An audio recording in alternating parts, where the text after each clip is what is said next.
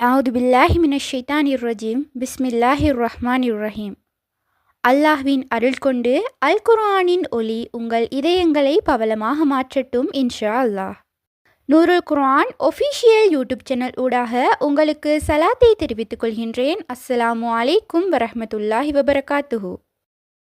நிச்சயமாக என்னுடைய பதிவுகள் அனைத்தும் எனக்கே முதல் நினைவூட்டல். இன்றைய பதிவில் நாம் பார்க்க இருப்பது, மிக நெருக்கடியான பண கஷ்டங்களை தீர்த்து கடன் பிரச்சனைகளை நீக்கி இன்னும் குறுகிய காலத்தில் நம்மை செல்வந்தனாக மாற்றக்கூடிய ஒரு சிறந்த அமலை பற்றித்தான் இன்ஷா அல்லாஹ் இன்றைய பதிவில் நாம் பார்க்க இருக்கின்றோம். இந்த அமல் நபி ஸல்லல்லாஹு அலைஹி வஸல்லம் அவர்கள் கற்றுத்தந்தது.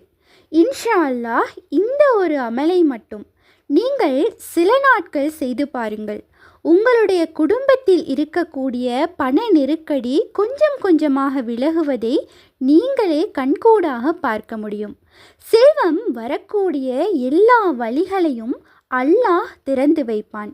முக்கியமாக கூற வேண்டுமென்றால், பண தேவையுடையவர்கள் இந்த ஒரு அமலை செய்யுங்கள். ஏதாவது ஒரு வழியில் அல்லாஹ் செல்வத்தை பரக்கத்தாக கொடுப்பான். அந்த அமல் என்னவென்று இப்போது நாம் பார்க்கலாம்.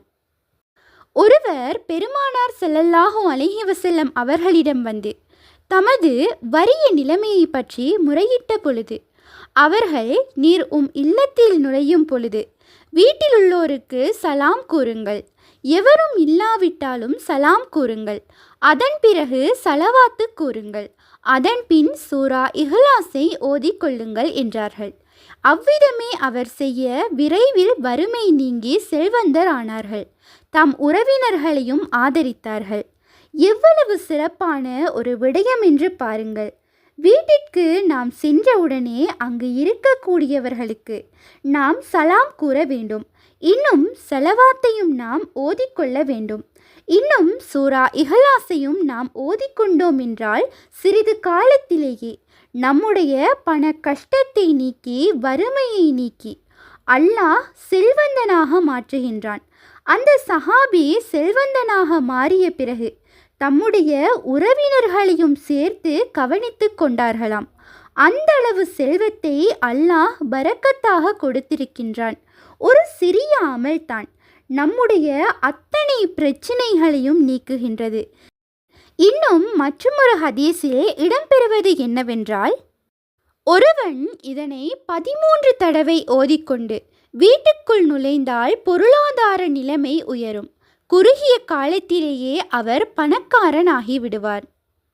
இதனை 10 தடவை ஓதுகின்றவனுக்கு சுவனத்தில் ஒரு இல்லம் எழுப்பப்படும் என்று பெருமானார் ஸல்லல்லாஹு அலைஹி வஸல்லம் அவர்கள் கூறியுள்ளார்கள். எத்தனை சிறப்புகள் என்று பாருங்கள். சூரா இஹ்லாஸை நாம் வீட்டுக்குள் நுழையும் போது நாம் ஓதினோம் என்றால் நமக்கு செல்வத்தை அல்லாஹ் பரக்கத்தாக கொடுக்கின்றான். சுவனத்தில் வீட்டையும் அல்லாஹ் கட்டுகின்றான். இன்னும் ஏராளமான சிறப்புகளை அல்லாஹ் நமக்கு கொடுக்கின்றான். எனவே இன்ஷா அல்லாஹ் கடனில் கஷ்டப்படுபவர்கள் செல்வத்தில் பரக்கத் வர வேண்டும், நம்முடைய நிலைமை உயர வேண்டுமென்று கொஞ்ச காலத்தில் நாம் பெரிய செல்வந்தனாக மாற வேண்டும் என்றால் இந்த ஒரு சிறிய அமலை தொடர்ந்து நீங்கள் செய்யுங்கள். வீட்டுக்குள் நுழையும் போது சூரா இஹ்லாஸை வெறும் 13 முறை ஓதிவிட்டு நீங்கள் வீட்டுக்குள் நுழையுங்கள்.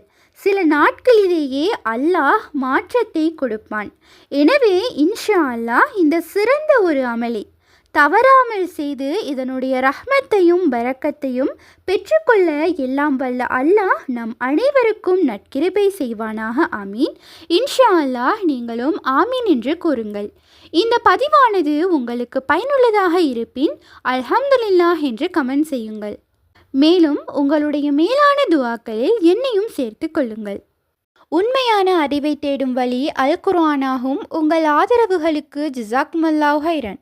தொடர்ந்தும் எம்முடன் பயணியுங்கள். அஸ்ஸலாமு அலைக்கும் வரஹ்மத்துல்லாஹி வபரகாத்துஹு.